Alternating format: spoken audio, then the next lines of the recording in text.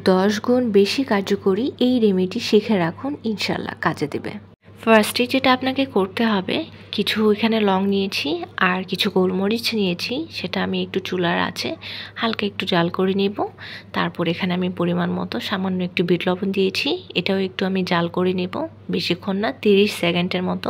এটা আমি চুলা থেকে নামিয়ে পাটায় বেটে নিয়েছি, এটার ফিনিশিংটা খুব ভালো আসে পাটায় বেটে নিলে। দেখতে পাচ্ছেন এখানে আমি এখন মধু নিব, এখানে আমি 2 চামচ মধু নিয়েছি। গলা খুসখুস করলে, সর্দি কাশি অথবা কাশির জন্য অনেক ভালো কাজ করে এই হোম রেমেডি। যখনই আমার ঠান্ডা লেগে যায়, হালকা পাতলা কাশি হয়, আমি এভাবে বানিয়ে খেয়ে নিই, ভীষণভাবে কাজ করে। দেখতে পাচ্ছেন সে ব্লেন্ড করা মশলাটা আমি এখন দিয়ে দিচ্ছি এই মধুর মধ্যে।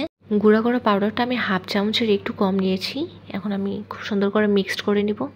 বিশ্বাস করবেন না, এটার টেস্ট কী পরিমাণ মজার ছিল বলার বাহিরে। আমি তো লাস্টের দিকে চামিচটা চেটে চেটে খেয়েছি, ট্রাস্ট মি। যখনই একটু কাশি হবে অথবা গলা খুসখুস করবে, চামচে লাগিয়ে এই সিরাপটা খেতে পারেন।